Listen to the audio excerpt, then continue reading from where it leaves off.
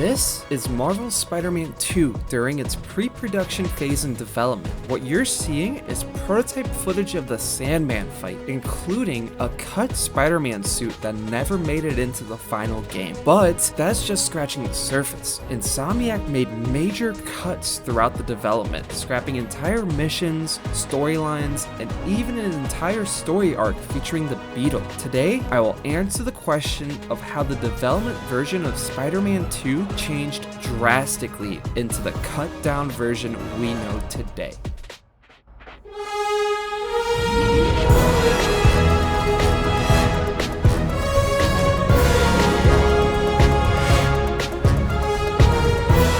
The development of Spider-Man 2 kicked off with pre-production, which began in 2018 after the first game shipped. The game was in pre-production for roughly 1.5 years, and during this time, there would be at most 75 Insomniac employees working on the game. One of the most important aspects of creating a game at Insomniac is the importance of the first 90 minutes of the game. Insomniac focused heavily on making sure the initial gameplay experience was engaging and impactful as it set the tone for the rest of the game. Insomniac wanted to open the game with a threat that would require two Spider-Men fighting together. They chose Sandman as not only would it be a banger of an opening to a Spider-Man game, but also it would highlight some of the core pillars of the game's development. Most importantly, owning the summer blockbuster genre. They wanted to showcase the capability of the PS5 by having a massive scale battle right off the bat that would help set the tone for the rest of the game. During this pre-production phase, they would plan out multiple different main quest boss battles, including Sandman, the Lizard, Mr. Negative, Kraven, Venom, and Scream. Multiple boss battles were also planned for the game, but ultimately cut, including the Beetle, a non-Scream version of MJ, a Venomized version of Miles Morales, Carnage, and a whole slew of symbiote bosses like Riot, Lasher, Agony, and Phage. A lot of the symbiote boss battles were cut from the game during the production phase of development. Based off my research, sometime in 2022, Insomniac was forced to move the introduction of Venom from the second act of the game to the final act, which explains why the symbiote bosses were cut. Sony told Insomniac that the game wasn't going to reach the level of quality that it should be at, and it resulted in them having to rework a lot of things for the back half of the game. I remember it was our Sony producers. It was Mark, Ara, Grady, Joe, kind of saying, "Guys, we're not there every single day, but we see it." And Jeanette has confirmed it. Like we're not gonna get all the way there. And I had a really, I will say, an emotional reaction to that talk. And I remember as people were talking on the Zoom call, I was just scribbling down how we could basically, if we cut these things, how we connect it all back. I was just made it objective. I'm like, can we reconnect these pieces with minimal rework? There just wouldn't be enough of a focus on Venom's storyline if you also had 4 different symbiote bosses to work on during the third act. In fact, the voice actor for Venom, the late Tony Todd, said that only 10% of what he recorded for Venom was used in the final cut of the game. Venom and the symbiote were supposed to have a much more massive impact on the story of the game. Since Venom was originally supposed to appear midway through Act 2, we were supposed to see a Venomized version of Miles and Sandman. Although one thing to note is that the Sandman symbiote was scrapped before the Venom rewrites. In fact, another big rewrite that happened was Peter was supposed to find the meteor first instead of Venom, or at least that's what this mission appears to be. When Insomniac accidentally enabled debug mode for the retail release of the game on PS5, we saw this work in progress mission that would involve Peter take out security forces and some objectives denoting the presence of a meteor nearby. He would ride on a train into a forest, and in this forest there was supposed to be a lab that would house an obsidian meteor. It seems like this mission was scrapped after the Sony meeting during the production phase of development. Additionally, we can see even more confirmation of the cut Beetle storyline. It was originally supposed to be a part of the game as a story DLC, but in 2024, Insomniac would confirm that Spider-Man 2 would receive no story DLCs as they were focusing on the development of Wolverine. And as someone that grew up playing Ultimate Spider-Man, my immediate thought of the Beetle was just the fun I had trying to chase down that annoying armored menace through the buildings of New York, and it made me sad that we didn't get to experience this in Spider-Man 2. Another thing that was changed after Sony told Insomniac that things needed to be cut out was a Daily Bugle symbiote fight mission. This mission would have seen the Daily Bugle get overrun by symbiotes. I think this may have been an MJ mission, as we don't see either of the Spider-Men in the concept art here. Another interesting tidbit is that during pre-production, there wasn't supposed to be any MJ missions in this game at all. The developers stated that it was important to them that all of the main cast should be playable. They also cut out some of the missions of the game to fit the MJ missions we see towards the end of the game. Unfortunately, I don't have any evidence of what was specifically cut for the MJ missions, just that some things were cut. We would have also seen a more fleshed out Kraven storyline. In the retail release of the game, there was a secret room that contained Kraven's throne alongside the heads of Rhino, Shocker, Vulture, and Scorpion mounted onto the wall. It seemed like this would have taken place inside of Kraven's mansion, but unfortunately this was cut during the production phase of development as well. A big complaint about this game was that the players felt like Kraven was done a disservice. Kraven is introduced as a major threat, but it's easy to see that he's overshadowed once the symbiote storyline takes over. His role diminishes significantly in the second half of the game, making his presence feel somewhat rushed or incomplete. And now that we know a little bit about what was cut from the game, it makes sense that his arc felt incomplete. His entire storyline was drastically reduced down from what it originally planned to be.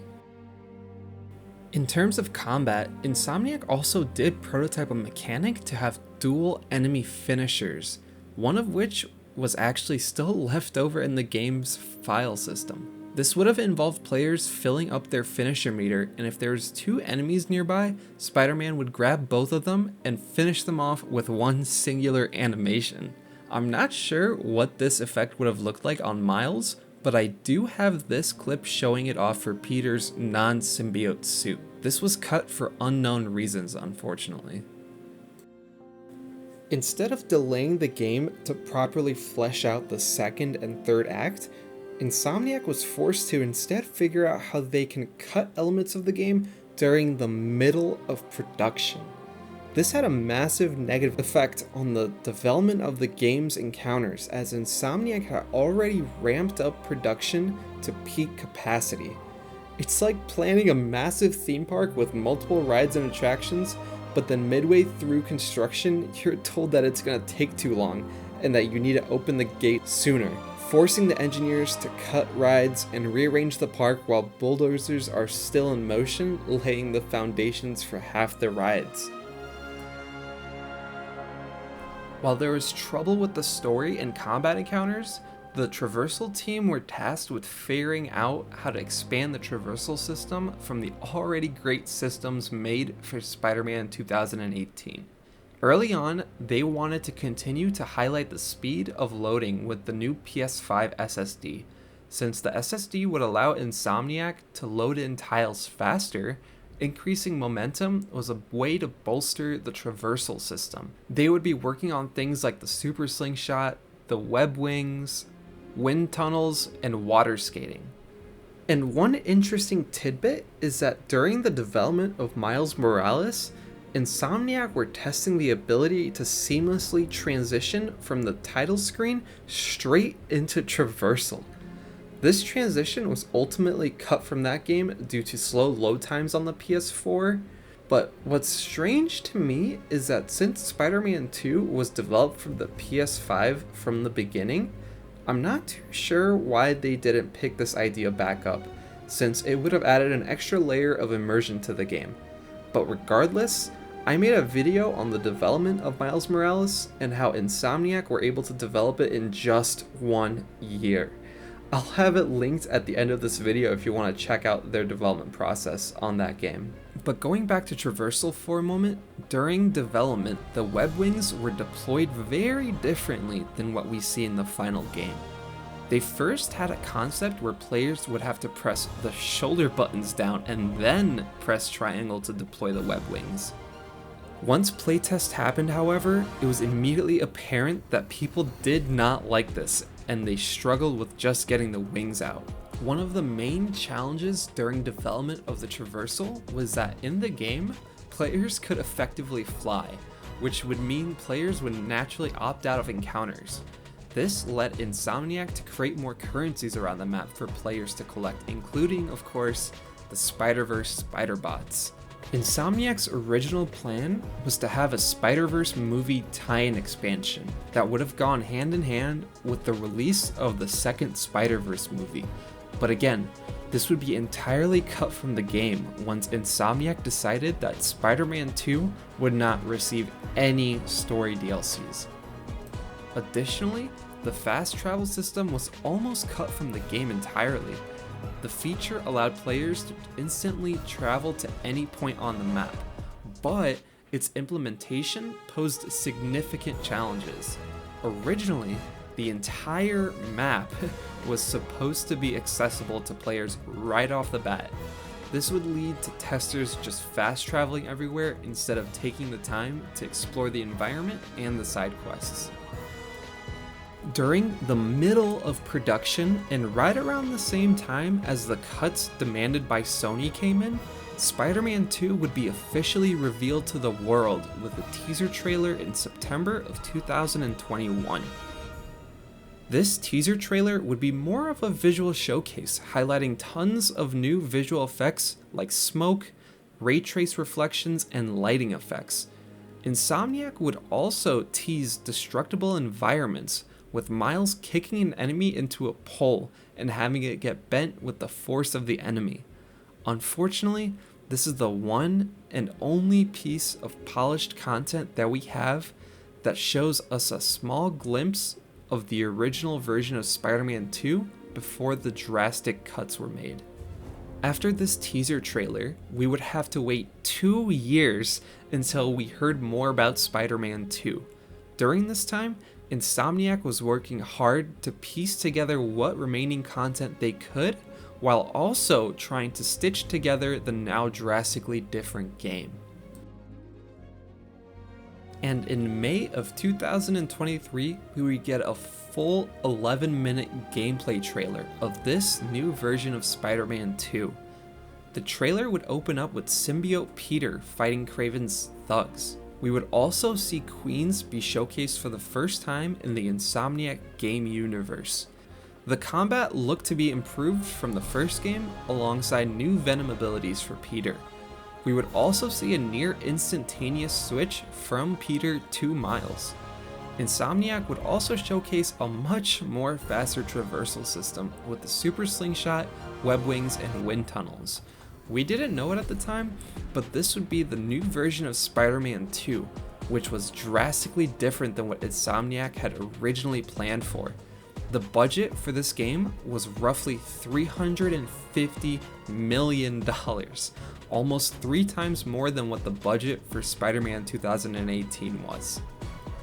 So I'll close this development video out with 2 questions. Do you think you got a 3 times better experience with Spider-Man 2 than Spider-Man 2018? One of my biggest problems with AAA games nowadays is the extremely bloated budgets of games like this. So much so that Insomniac is even currently debating breaking Spider-Man 3 up into 2 different games. Considering how short of a time it took them to develop Miles Morales, and how much more profitable that game was for Sony and Insomniac, do you think having a 2-parted Spider-Man 3 would help Insomniac manage this crazy budget? And would you be okay with paying for 2 Spider-Man games? I'm currently playing Ultimate Spider-Man, which is one of my favorite Spider-Man games ever made. You guys seem to really enjoy these development deep dives into the Spider-Man games, so if you want more, be sure to let me know in the comments down below. Also, the growth this channel has seen in the last month has been unbelievable, so thank you guys so much for watching. And if you want to see more content like this, please subscribe. This is still a very small channel and every subscription helps YouTube promote this video. Again, thank you very much.